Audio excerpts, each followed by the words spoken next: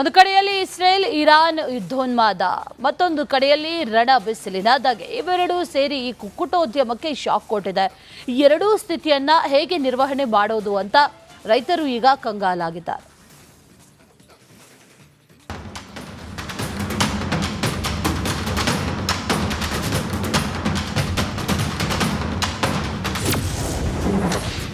ಯುದ್ಧ ಆಯಿತು, ಈಗ ರಣ ಬಿಸಿಲಿನ ಎಫೆಕ್ಟ್. ಬಿಸಿಲಿನ ಶಾಖಕ್ಕೆ ನರಳುತ್ತಾ ಇದೆ ಕುಕ್ಕುಟೋದ್ಯಮ. ಕರ್ನಾಟಕ ಈಗಾಗಲೇ ಯುದ್ಧದ ಸೈಡ್ ಎಫೆಕ್ಟ್ನಿಂದ ಬಳಲಿ ಬೆಂಡಾಗಿದೆ. ಇದೀಗ ಬಿಸಿಲಿನ ಶಾಖಕ್ಕೆ ಕುಕ್ಕುಟೋದ್ಯಮವು ಭಾರಿ ಸಂಕಷ್ಟದಲ್ಲಿದೆ.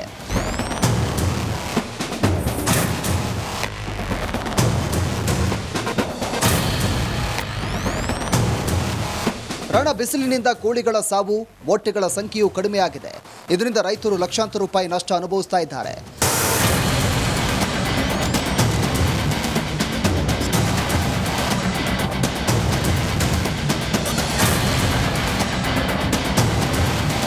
ಹಾವೇರಿಯ ಬಹುತೇಕ ಪೌಲ್ಟ್ರಿ ಫಾರ್ಮ್ಗಳ ಸಿಮೆಂಟ್ ಶೀಟ್ ಭೀಕರ ಬಿಸಿಲಿನಿಂದ ಕಾದ ಹಂಚಾಗಿ ಮಾರ್ಪಟ್ಟಿದೆ. ಇದರಿಂದ ರೈತರು ಈ ರಣ ಬಿಸಿಲಿನಿಂದ ತಮ್ಮ ಪೌಲ್ಟ್ರಿಯ ಕೋಳಿಗಳ ರಕ್ಷಣೆಗೆ ಫಾರ್ಮ್ನ ಮೇಲೆ ಸ್ಪ್ರಿಂಕ್ಲರ್ ಅಳವಡಿಸಿ ಬಿಸಿಲ ತಾಪಮಾನ ಕಡಿಮೆ ಮಾಡಲು ಮುಂದಾಗಿದ್ದಾರೆ. ಜಿಲ್ಲಾಧಿಕಾರಿಗಳ ಕಚೇರಿಗೆ ಹೋಗುವಂಥ ಮಾರ್ಗ ಮಧ್ಯದಲ್ಲಿರುವಂತಹ ಛತ್ರಿ ಪತ್ರಿ ಫಾರ್ಮ್ ಇದೆ. ಆ ಪತ್ರಿ ಫಾರ್ಮ್ನ ಬಳಿನ ಇರುವಂಥದ್ದು.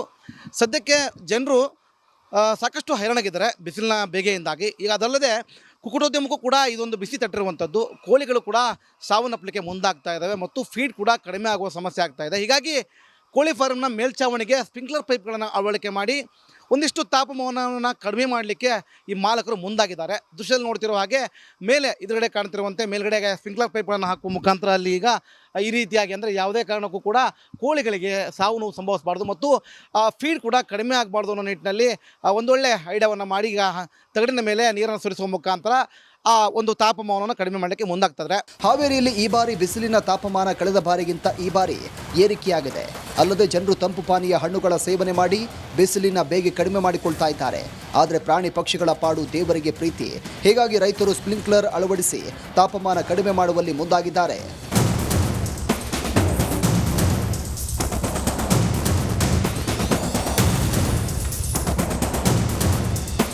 ನಿತ್ಯ ಕೋಳಿಗಳಿಗೆ ಕುಡಿಯಲು ಪೈಪ್ಗಳಲ್ಲಿ ನೀರು ಹರಿಸಲಾಗ್ತಾ ಇದೆ.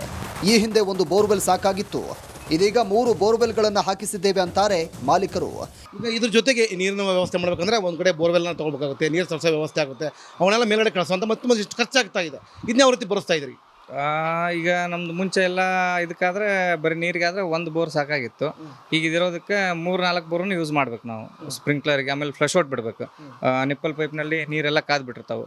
ಕಾದ್ ನೀರು ಕುಡಿತು ಅಂತಂದ್ರೆ ಮತ್ತೆ ಹೀಟ್ ಸ್ಟ್ರೋಕ್ ಆಗಿ ಕೋಳಿ ಸಾಯೋ ಚಾನ್ಸಸ್ ಭಾಳ ಇರುತ್ತೆ. ಹಾಗಾಗಿ ದಿನಕ್ಕೆ 4-5 ಸಲ ಬಿಸಿನೀರನ್ನ ಹೊರಗೆ ಹಾಕಿ ಅದಕ್ಕೆ ತಣ್ಣೀರನ್ನು ಕೊಡೋ ಪ್ರಯತ್ನ ಅಂತ ಮಾಡ್ತೇವೆ. ಈ ಬಾರಿಯ ಹಾವೇರಿಯ ರಣ ಬಿಸಿಲಿಗೆ ಜನರು ಪರಿತಪಿಸ್ತಾ ಇದ್ರೆ ಅತ್ತ ಕುಕ್ಕುಟೋದ್ಯಮವು ನರಳುತ್ತಾ ಇದೆ. ಕ್ಯಾಮರಾ ಪರ್ಸನ್ ಶಂಕರ್ ಜೊತೆ ಮಾರುತಿ BM ರಿಪಬ್ಲಿಕ್ ಕನ್ನಡ, ಹಾವೇರಿ.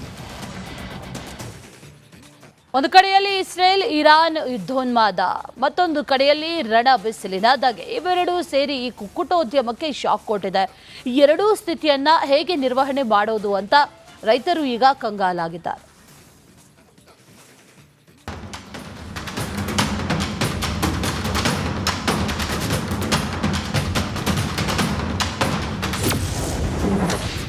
ಯುದ್ಧ ಆಯಿತು, ಈಗ ರಣ ಬಿಸಿಲಿನ ಎಫೆಕ್ಟ್.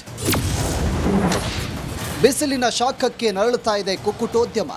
ಕರ್ನಾಟಕ ಈಗಾಗಲೇ ಯುದ್ಧದ ಸೈಡ್ ಎಫೆಕ್ಟ್ನಿಂದ ಬಳಲಿ ಬೆಂಡಾಗಿದೆ. ಇದೀಗ ಬಿಸಿಲಿನ ಶಾಖಕ್ಕೆ ಕುಕ್ಕುಟೋದ್ಯಮವು ಭಾರಿ ಸಂಕಷ್ಟದಲ್ಲಿದೆ.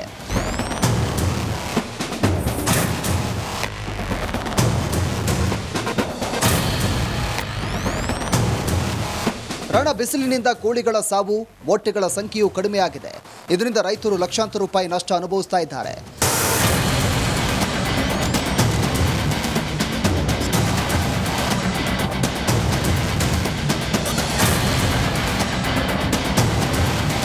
ಹಾವೇರಿಯ ಬಹುತೇಕ ಪೌಲ್ಟ್ರಿ ಫಾರ್ಮ್ಗಳ ಸಿಮೆಂಟ್ ಶೀಟ್ ಭೀಕರ ಬಿಸಿಲಿನಿಂದ ಕಾದ ಹಂಚಾಗಿ ಮಾರ್ಪಟ್ಟಿದೆ. ಇದರಿಂದ ರೈತರು ಈ ರಣ ಬಿಸಿಲಿನಿಂದ ತಮ್ಮ ಪೌಲ್ಟ್ರಿಯ ಕೋಳಿಗಳ ರಕ್ಷಣೆಗೆ ಫಾರ್ಮ್ನ ಮೇಲೆ ಸ್ಪ್ರಿಂಕ್ಲರ್ ಅಳವಡಿಸಿ ಬಿಸಿಲ ತಾಪಮಾನ ಕಡಿಮೆ ಮಾಡಲು ಮುಂದಾಗಿದ್ದಾರೆ. ಜಿಲ್ಲಾಧಿಕಾರಿಗಳ ಕಚೇರಿಗೆ ಹೋಗುವಂಥ ಮಾರ್ಗ ಮಧ್ಯದಲ್ಲಿರುವಂತಹ ಛತ್ರಿ ಪತ್ರಿ ಫಾರ್ಮ್ ಇದೆ. ಆ ಪತ್ರಿ ಫಾರ್ಮ್ನ ಬಳಿನ ಇರುವಂಥದ್ದು. ಸದ್ಯಕ್ಕೆ ಜನರು ಸಾಕಷ್ಟು ಹೈರಾಣಾಗಿದ್ದಾರೆ ಬಿಸಿಲಿನ ಬೇಗೆಯಿಂದಾಗಿ. ಈಗ ಅದಲ್ಲದೆ ಕುಕ್ಕಟೋದ್ಯಮಕ್ಕೂ ಕೂಡ ಇದೊಂದು ಬಿಸಿ ತಟ್ಟಿರುವಂಥದ್ದು. ಕೋಳಿಗಳು ಕೂಡ ಸಾವನ್ನಪ್ಪಲಿಕ್ಕೆ ಮುಂದಾಗ್ತಾ ಇದ್ದಾವೆ ಮತ್ತು ಫೀಡ್ ಕೂಡ ಕಡಿಮೆ ಆಗುವ ಸಮಸ್ಯೆ ಆಗ್ತಾ ಇದೆ. ಹೀಗಾಗಿ ಕೋಳಿ ಫಾರ್ಮ್ನ ಮೇಲ್ಛಾವಣಿಗೆ ಸ್ಪ್ರಿಂಕ್ಲರ್ ಪೈಪ್ಗಳನ್ನು ಅಳವಡಿಕೆ ಮಾಡಿ ಒಂದಿಷ್ಟು ತಾಪಮಾನವನ್ನು ಕಡಿಮೆ ಮಾಡಲಿಕ್ಕೆ ಈ ಮಾಲಕರು ಮುಂದಾಗಿದ್ದಾರೆ. ದೃಶ್ಯದಲ್ಲಿ ನೋಡ್ತಿರೋ ಹಾಗೆ ಮೇಲೆ ಎದುರುಗಡೆ ಕಾಣ್ತಿರುವಂತೆ ಮೇಲ್ಗಡೆಗೆ ಸ್ಪ್ರಿಂಕ್ಲರ್ ಪೈಪ್ಗಳನ್ನು ಹಾಕುವ ಮುಖಾಂತರ ಅಲ್ಲಿ ಈಗ ಈ ರೀತಿಯಾಗಿ ಅಂದರೆ ಯಾವುದೇ ಕಾರಣಕ್ಕೂ ಕೂಡ ಕೋಳಿಗಳಿಗೆ ಸಾವು ನೋವು ಸಂಭವಿಸಬಾರ್ದು ಮತ್ತು ಫೀಡ್ ಕೂಡ ಕಡಿಮೆ ಆಗಬಾರ್ದು ಅನ್ನೋ ನಿಟ್ಟಿನಲ್ಲಿ ಒಂದೊಳ್ಳೆ ಐಡಿಯಾವನ್ನು ಮಾಡಿ ಈಗ ತಗಡಿನ ಮೇಲೆ ನೀರನ್ನು ಸುರಿಸುವ ಮುಖಾಂತರ ಆ ಒಂದು ತಾಪಮಾನವನ್ನು ಕಡಿಮೆ ಮಾಡಲಿಕ್ಕೆ ಮುಂದಾಗ್ತದೆ. ಹಾವೇರಿಯಲ್ಲಿ ಈ ಬಾರಿ ಬಿಸಿಲಿನ ತಾಪಮಾನ ಕಳೆದ ಬಾರಿಗಿಂತ ಈ ಬಾರಿ ಏರಿಕೆಯಾಗಿದೆ. ಅಲ್ಲದೆ ಜನರು ತಂಪು ಪಾನೀಯ ಹಣ್ಣುಗಳ ಸೇವನೆ ಮಾಡಿ ಬಿಸಿಲಿನ ಬೇಗೆ ಕಡಿಮೆ ಮಾಡಿಕೊಳ್ತಾ ಇದ್ದಾರೆ.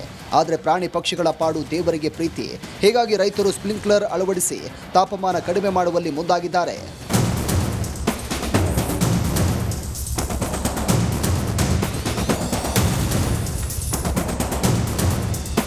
ನಿತ್ಯ ಕೋಳಿಗಳಿಗೆ ಕುಡಿಯಲು ಪೈಪ್ಗಳಲ್ಲಿ ನೀರು ಹರಿಸಲಾಗ್ತಾ ಇದೆ.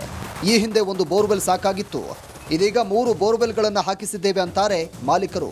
ಈಗ ಇದ್ರ ಜೊತೆಗೆ ನೀರಿನ ವ್ಯವಸ್ಥೆ ಮಾಡಬೇಕಂದ್ರೆ ಒಂದು ಕಡೆ ಬೋರ್ವೆಲ್ನ ತೊಗೊಳ್ಬೇಕಾಗುತ್ತೆ, ನೀರು ಸರಸೋ ವ್ಯವಸ್ಥೆ ಆಗುತ್ತೆ, ಅವನ್ನೆಲ್ಲ ಮೇಲ್ಗಡೆ ಕಳಿಸುವಂಥ ಮತ್ತು ಇಷ್ಟು ಖರ್ಚಾಗ್ತಾ ಇದೆ. ಇದನ್ನ ಯಾವ ರೀತಿ ಬರೆಸ್ತಾ ಇದ್ರಿ?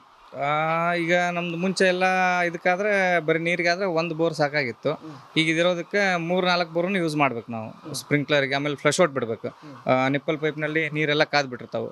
ಕಾದು ನೀರು ಕುಡಿತು ಅಂತಂದ್ರೆ ಮತ್ತೆ ಹೀಟ್ ಸ್ಟ್ರೋಕ್ ಆಗಿ ಕೋಳಿ ಸಾಯೋ ಚಾನ್ಸಸ್ ಭಾಳ ಇರುತ್ತೆ. ಹಾಗಾಗಿ ದಿನಕ್ಕೆ 4-5 ಸಲ ಬಿಸಿನೀರನ್ನ ಹೊರಗೆ ಹಾಕಿ ಅದಕ್ಕೆ ತಣ್ಣೀರನ್ನು ಕೊಡೋ ಪ್ರಯತ್ನ ಅಂತ ಮಾಡ್ತೇವೆ. ಈ ಬಾರಿಯ ಹಾವೇರಿಯ ರಣ ಬಿಸಿಲಿಗೆ ಜನರು ಪರಿತಪಿಸ್ತಾ ಇದ್ರೆ ಅತ್ತ ಕುಕ್ಕುಟೋದ್ಯಮವು ನರಳುತ್ತಾ ಇದೆ. ಕ್ಯಾಮರಾ ಪರ್ಸನ್ ಶಂಕರ್ ಜೊತೆ ಮಾರುತಿ BM ರಿಪಬ್ಲಿಕ್ ಕನ್ನಡ, ಹಾವೇರಿ. ಒಂದು ಕಡೆಯಲ್ಲಿ ಇಸ್ರೇಲ್ ಇರಾನ್ ಯುದ್ಧೋನ್ಮಾದ, ಮತ್ತೊಂದು ಕಡೆಯಲ್ಲಿ ರಣ ಬಿಸಿಲಿನ ಧಗೆ. ಇವೆರಡೂ ಸೇರಿ ಈ ಕುಕ್ಕುಟೋದ್ಯಮಕ್ಕೆ ಶಾಕ್ ಕೊಟ್ಟಿದೆ. ಎರಡೂ ಸ್ಥಿತಿಯನ್ನ ಹೇಗೆ ನಿರ್ವಹಣೆ ಮಾಡೋದು ಅಂತ ರೈತರು ಈಗ ಕಂಗಾಲಾಗಿದ್ದಾರೆ.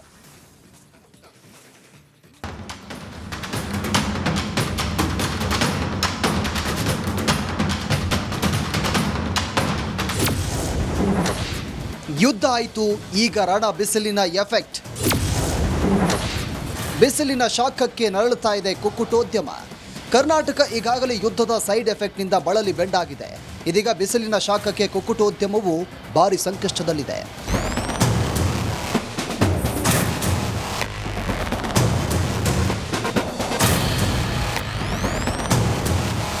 ರಣ ಬಿಸಿಲಿನಿಂದ ಕೋಳಿಗಳ ಸಾವು, ಮೊಟ್ಟೆಗಳ ಸಂಖ್ಯೆಯೂ ಕಡಿಮೆಯಾಗಿದೆ. ಇದರಿಂದ ರೈತರು ಲಕ್ಷಾಂತರ ರೂಪಾಯಿ ನಷ್ಟ ಅನುಭವಿಸ್ತಾ ಇದ್ದಾರೆ.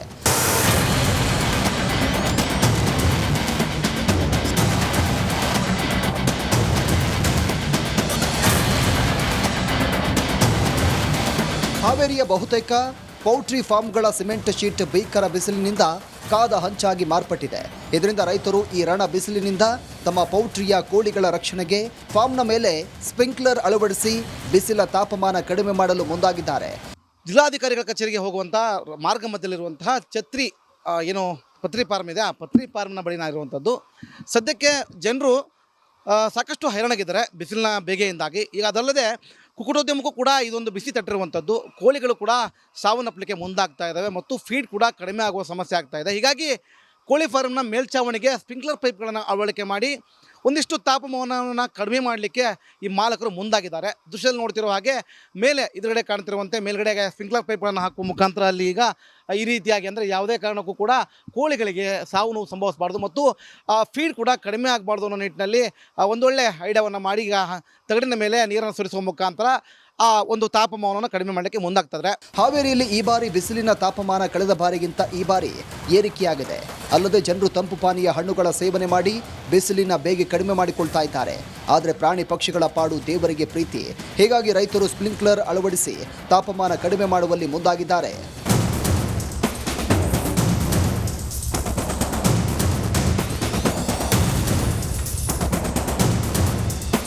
ನಿತ್ಯ ಕೋಳಿಗಳಿಗೆ ಕುಡಿಯಲು ಪೈಪ್ಗಳಲ್ಲಿ ನೀರು ಹರಿಸಲಾಗ್ತಾ ಇದೆ. ಈ ಹಿಂದೆ ಒಂದು ಬೋರ್ವೆಲ್ ಸಾಕಾಗಿತ್ತು. ಇದೀಗ 3 ಬೋರ್ವೆಲ್ಗಳನ್ನು ಹಾಕಿಸಿದ್ದೇವೆ ಅಂತಾರೆ ಮಾಲೀಕರು. ಈಗ ಇದ್ರ ಜೊತೆಗೆ ನೀರಿನ ವ್ಯವಸ್ಥೆ ಮಾಡಬೇಕಂದ್ರೆ ಒಂದು ಕಡೆ ಬೋರ್ವೆಲ್ನ ತೊಗೊಳ್ಬೇಕಾಗುತ್ತೆ, ನೀರು ಸರಸೋ ವ್ಯವಸ್ಥೆ ಆಗುತ್ತೆ, ಅವನ್ನೆಲ್ಲ ಮೇಲ್ಗಡೆ ಕಳಿಸುವಂಥ ಮತ್ತು ಇಷ್ಟು ಖರ್ಚಾಗ್ತಾ ಇದೆ. ಇದನ್ನ ಯಾವ ರೀತಿ ಬರೆಸ್ತಾ ಇದ್ರಿ? ಈಗ ನಮ್ದು ಮುಂಚೆ ಎಲ್ಲ ಇದಕ್ಕಾದ್ರೆ ಬರೀ ನೀರಿಗಾದ್ರೆ ಒಂದು ಬೋರ್ ಸಾಕಾಗಿತ್ತು.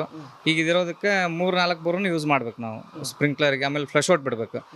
ನಿಪ್ಪಲ್ ಪೈಪ್ನಲ್ಲಿ ನೀರೆಲ್ಲ ಕಾದ್ಬಿಟ್ಟಿರ್ತಾವೆ. ಕಾದು ನೀರು ಕುಡಿತು ಅಂತಂದ್ರೆ ಮತ್ತೆ ಹೀಟ್ ಸ್ಟ್ರೋಕ್ ಆಗಿ ಕೋಳಿ ಸಾಯೋ ಚಾನ್ಸಸ್ ಭಾಳ ಇರುತ್ತೆ. ಹಾಗಾಗಿ ದಿನಕ್ಕೆ 4-5 ಸಲ ಬಿಸಿನೀರನ್ನ ಹೊರಗೆ ಹಾಕಿ ಅದಕ್ಕೆ ತಣ್ಣೀರನ್ನು ಕೊಡೋ ಪ್ರಯತ್ನ ಅಂತ ಮಾಡ್ತೀವಿ.